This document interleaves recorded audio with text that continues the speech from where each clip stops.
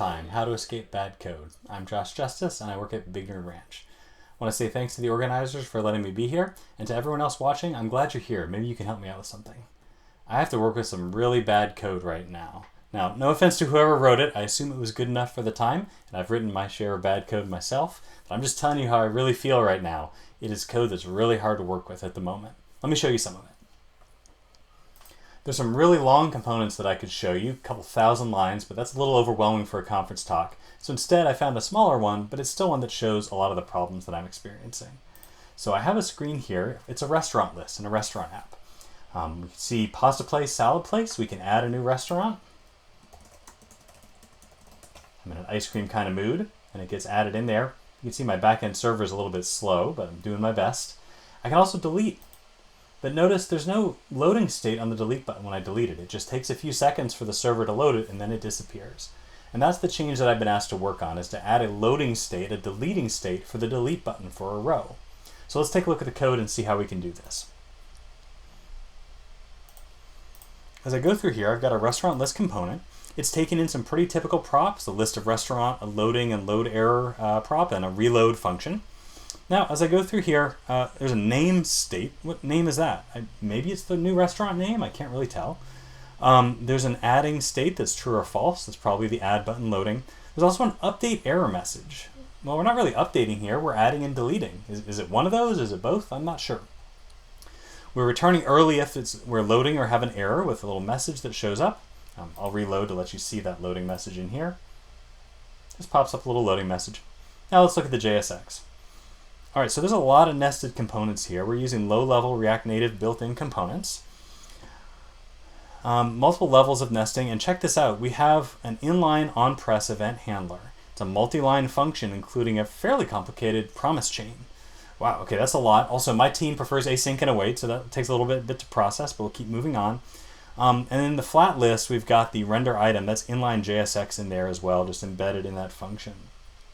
Also, some unclear variable names. Item, like what is item down here, so a little bit hard to follow. Also, when I scroll down to the very bottom, all the styles for all these components are included in line. And because they're all in this one file, there's a lot going on in the style sheet, and it's a bit hard to follow. So looking at this code, I have a guess as to why the original developer added a loading state for the add button, but not the delete button. There's a single add button, so it's easy to add one loading state at the top. But because each row is in line in the JSX here, there's not an easy way to add state there. You can maybe add an ID at the top or a row number of what's currently being deleted, maybe even an array of row numbers, but it's just kind of complicated, and maybe the developer thought, nobody's asked me for this explicitly, I'm just going to move on. It was hard to work with because the code was already bad, it was already challenging at that time, and yet I've been tasked with working with it now. Now, this component's only 150 lines long, so like you and I could get by with this. Like we could make it work, but it shows a lot of the problems that show up in larger components and larger sets of bad code as well. So what do I do about bad code? Now note that here, I don't have any particular definition of bad code in mind. All I mean is that code where it's difficult to make the change that I need to make right now. Sometimes code, in fact, was totally sufficient for when it was written, but now that a new requirement has come in, a new need has come up, and the code doesn't fit well, and it's hard to know how to proceed. So what do you do about bad code? Maybe you're working with some right now.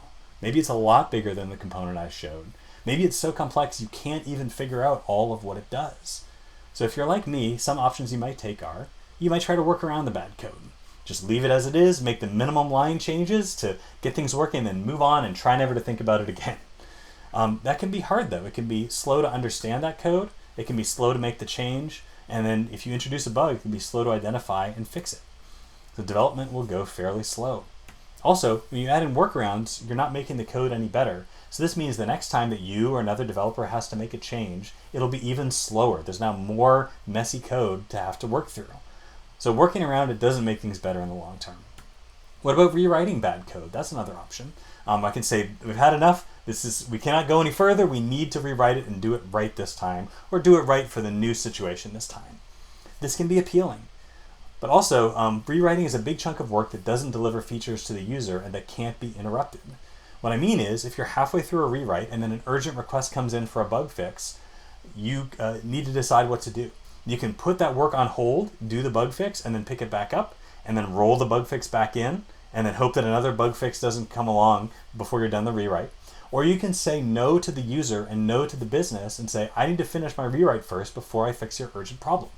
That tends to not go over very well. Also, when you're doing a rewrite, if you break it, you own it. You've now restructured the code, you initiated this work, the business maybe didn't ask for it, and yet now there's a problem that a user is experiencing. We don't want to see those problems happen for users, and it reflects poorly on us as developers. It doesn't aid the business goals. So rewrite is often not a great choice, and working around it isn't a great choice either. So what do we do about bad code? This is hard. This is one of the core challenges and stressors for developers. We can feel stuck. Wait a second. I just remembered something. Something that changes everything. This component has thorough tests, and I'm talking about really thorough. If the tests pass, I have a really high confidence that the component is working. And if a test fails, I can be pretty sure something's really gone wrong that I need to fix. When you have tests like this, you have a third option for dealing with bad code. I can make it better as I go. Let's take a look at how. We've got our tests running here, our tests for the restaurant list component that I'm asserting are really good and we can trust. We'll come back to that a little later in the presentation. So let's take a look and see what we can do to move towards implementing this feature of the deleting loading state. Well, the first thing that makes it hard for me to process this component is the inline functions in the event handlers. It's just hard for me to see JSX and then think about logic, especially asynchronous logic, at the same time. So let's pull these out into functions. I'm just going to cut this function here. I'm going to call it handle add. I'm going to add a handle add function up here. Let's make it a const so we can just paste in the arrow function directly. I'm going to save and let Jess rerun the tests to see if everything's still working fine. And it does. Now let's do the same for the delete function here. Call it handle delete. We introduce a handle delete variable, paste in that function, and save. Oh, now ESLint is warning me about something. Item is not defined. Let's see what the tests say. Item is not defined as well. Okay. So what's going wrong here is that inside our flat list, we had an item argument that was being made available, but it's not available outside of the context of that. We can fix this by passing item here. Pass into the function, save, and let the test rerun. And it passes. Now, a note about TypeScript. TypeScript would have caught this error as well, and a number of other structural errors around moving code around. So you might ask, if I have TypeScript, do I need these thorough tests as well? TypeScript is really helpful, but one of the things it doesn't verify is the runtime behavior of your program. So you get extra confidence by having tests that really cover the behavior of your code, and that's some of what helps you to be able to make it better all the time. All right, so I've extracted these functions and we're good. Another convention my team has is that we use function keyword functions instead of arrow functions in cases like this. So let's make that change. It's just going to make it a little bit easier for people to parse this as they go through. I feel confident about making both of these changes at once. Here we're going to need to actually add in curlies, as the arrow function didn't have curlies before. We save and let the test run. Now while this is running, I'm going to think ahead. Another convention that my team has is using async await syntax instead of promise chains. That's what we're used to seeing, so promise chains are just a little bit harder, slows us down a bit. Let's refactor this code to use async await. We'll do one function at a time this time. I'm going to do a try block because I have an exception here. Await for post, and then await reload restaurants, and set name and set adding, and then we do a catch.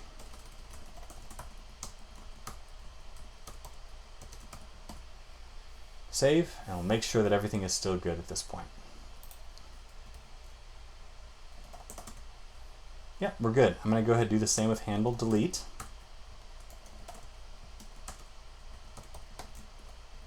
Await, await, catch. Very easy for me to forget an await somewhere, so the assurance of the test is really helpful when I'm making a change like this. Here's an extra line break I probably don't need. So everything's still looking good. Great, so now we have this tricky asynchronous logic up in a place that I can see it separately and in the form that my team is used to. The next thing that comes to mind is this variable name, item. What's an item? Our app works with restaurants, not items. So this actually is a restaurant, and we can rename this variable safely. Let's scroll down as well. There's some items here. And here, this is probably where the item came from. We can rename it though, because it's a named argument, but we can give it a new name. Change it to restaurant, save, and make sure that everything is still good.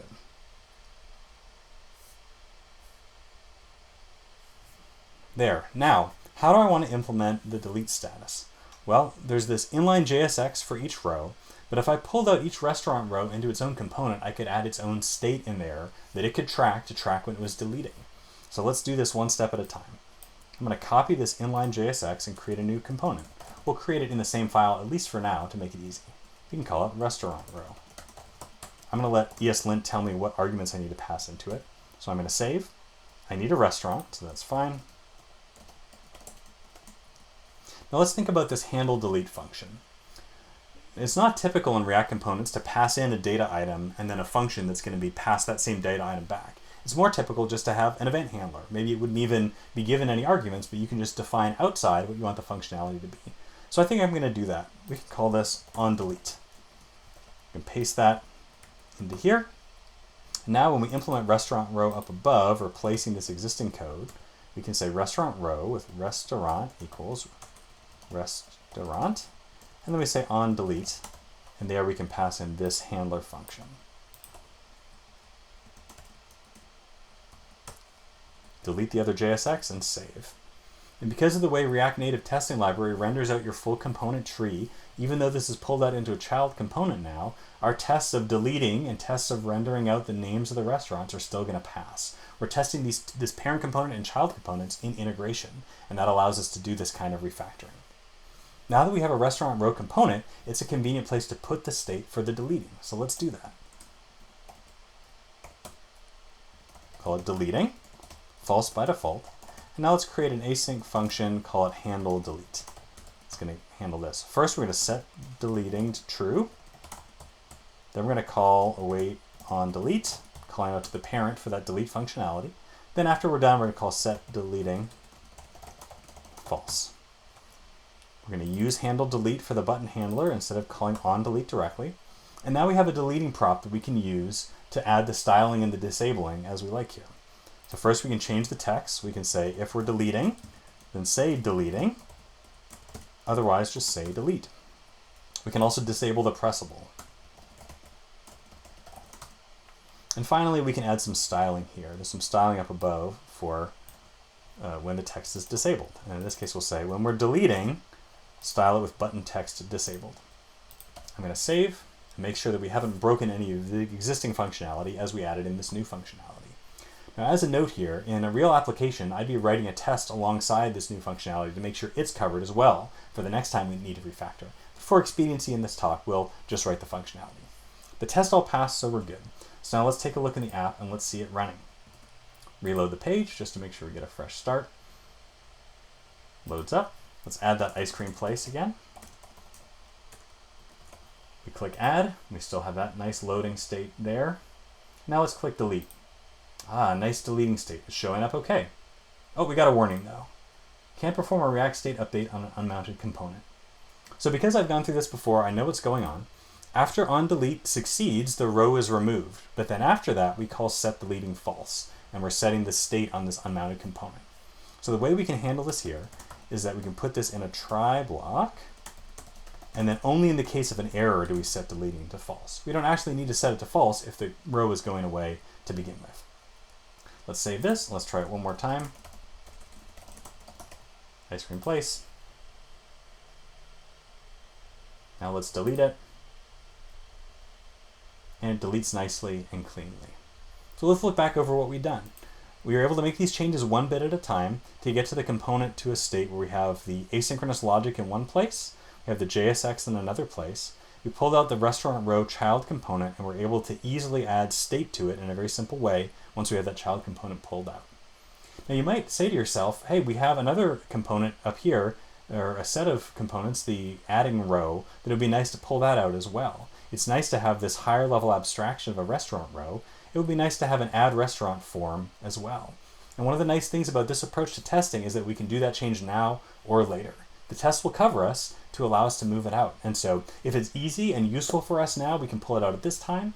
Or if it's not, we can leave it and wait it until somebody needs to work on that form, and they could pull it out then. The test will be there ready for us to cover that functionality. So I don't know about you, but for me, that was pretty fun. It was certainly a lot better than leaving bad code and having to deal with it over and over again. And it was a lot better than taking on the risk of a rewrite and the problems that it could cause by rewriting it all at once. Now, if you like this approach, then good news. I didn't just make it up. It's a thing. It's called refactoring. Now, the definition of refactoring from Martin Fowler's original book is small changes that improve the arrangement of the code without changing its functionality. We ran the test, and the test confirmed that the functionality was not changed. And because the tests run automatically and quickly, you can run them after every small change, so you can take really small steps. So why would you make small changes like that? Well, one of the benefits is value. You're making the improvements that pay off right away. You're not having to do all of it and change all of it at once. You're making the changes that help you do what you need, so you're getting a high amount of value. This also makes it easier to fit this into your normal work, so you don't need to do a big separate refactoring task. You just refactor as a way of implementing the story that you're working on. Small changes are also helpful for delivery. Code is shippable after each refactoring. If I got an urgent bug fix in the middle of that refactoring process, I could have pushed up a PR with the changes I had so far, got them reviewed, merged down, started working on that big bug fix, but the code is already cleaner and more helpful in the meantime, and it'll be ready for me to pick it up and continue the refactoring process to add in that new feature later. So those are some of the benefits of small changes. Now, a lot of people use the word refactoring in a more broad sense these days for any kind of rewrite or any kind of code change. And what matters most is not the term. What matters most is I want you to have the category of thinking for this kind of process, making small changes to make the code better under test.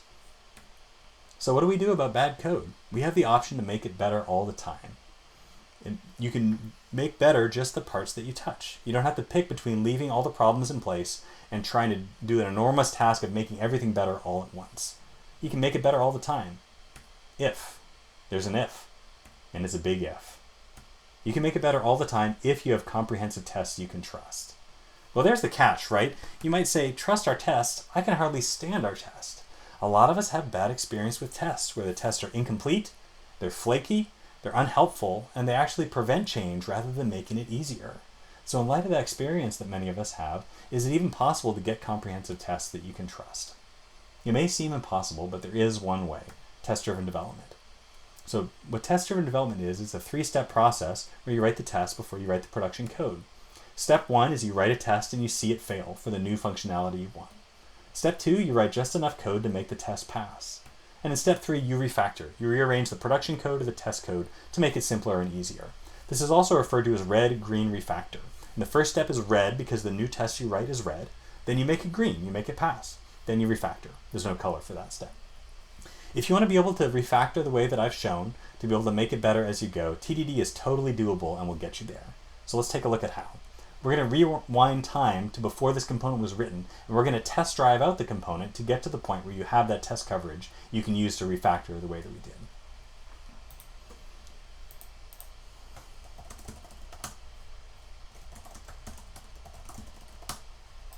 So we're now back at the start.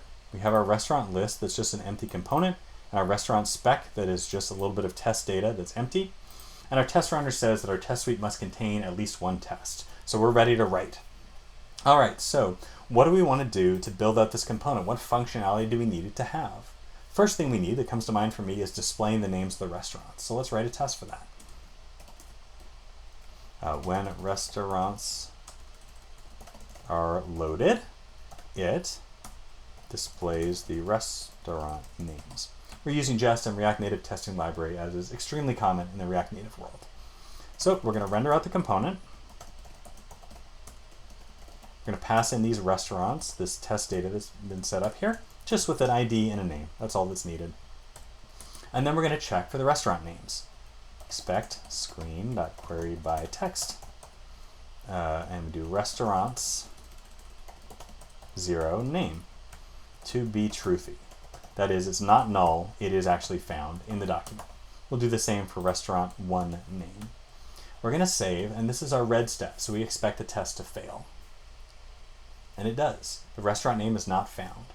Now for the second step, the green step, what is the simplest change we can make the code to get the test to pass? Now you could say we can just output text components. That is simple, but this is React Native. We know it's going to be a flat list or something similar, so it's okay for us to go ahead and use a flat list there. Our test will actually continue to pass even if we need to change to something else in the future. So let's get that going. We're going to take in the restaurants. We're going to render a flat list. The data is the restaurants. Key extractor. I'm going to take a cue from our previous refactor there and go ahead and call it restaurant, and then render item.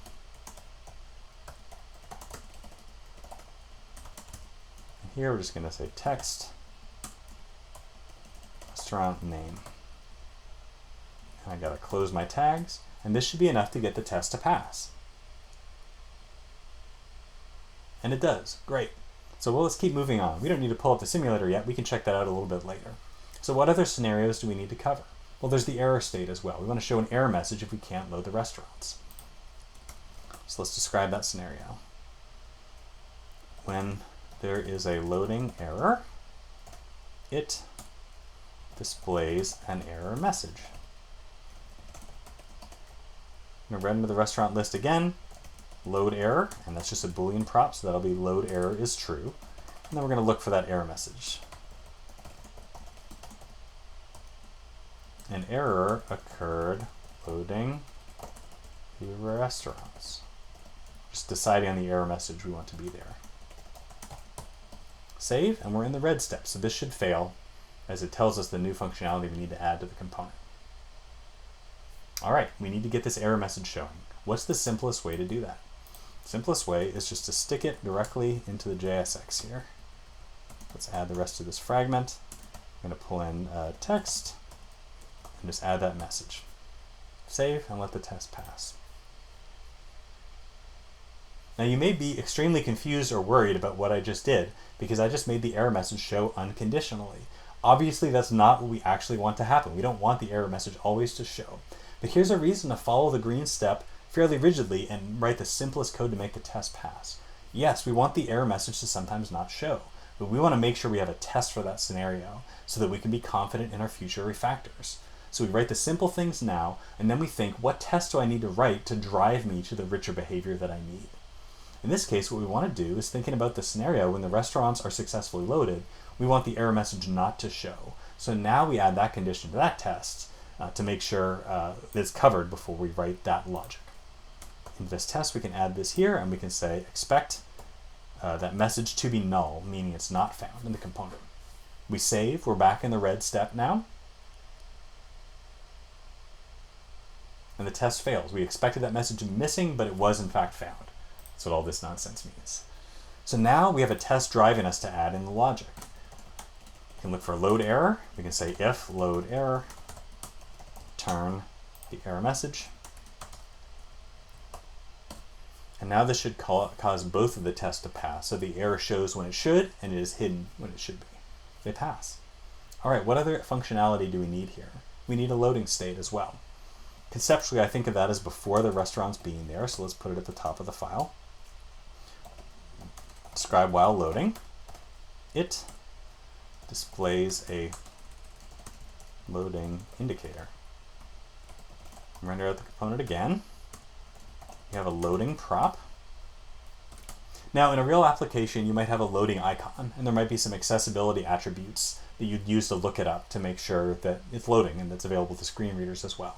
For simplicity here, we're just going to use a text label as well, as we saw earlier. So we're going to expect screen query by text loading to be truthy. We expect a loading message, and this is the red step. This should fail because we haven't yet added the loading message. That'll come next. It does. Now we're going to follow the same approach to take the simplest possible way to get this test to pass by unconditionally showing the loading message. That works. So now, when do we want the loading message not to show? Well, we can just look through our different scenarios we have on here, and we can decide when to do that.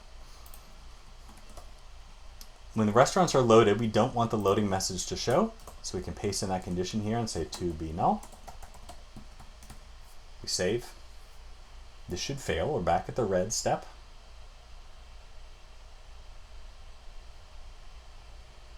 So how do we get the loading message to hide in that case? Well, we actually look at the loading prop. If loading, we return that message. And this should cover all of our scenarios. All of them should pass. Great. Now, is there any other scenarios where we don't want the loading message to show? Well, when there's a loading error, we don't want loading to show. Now, interestingly, based on the way we've written the code, I think that this test will pass right away. So this is not actually TDD at this point. We're writing the test that passes from the start. But it's still good for extra assurance to get those comprehensive tests that will cover all the behavior we need of the component to support future refactoring. So I'm going to save. It's going to go green right away, and that's good.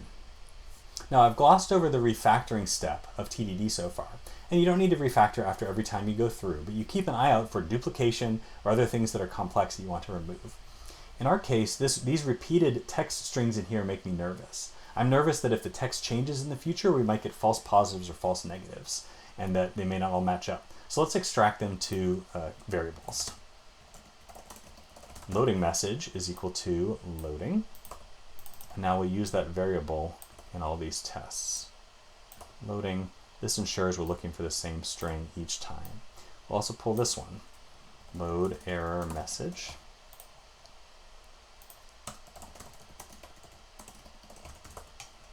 We'll replace that in all of the tests as well. Save, and we make sure that during this refactor that all of the test, that the tests still pass afterwards. Now the last thing we could do is a little bit of styling here. As a good presenter, I've written my styles in advance because that's not what we're focusing on here. So let's plot these styles into the component. And because we've written a test that isn't depending on any of the styling or any of the child components used, our test should continue to run as we add this styling in. There's a message style there. An error style we add on there. And here we actually want to add in a view component as well. We put around the row.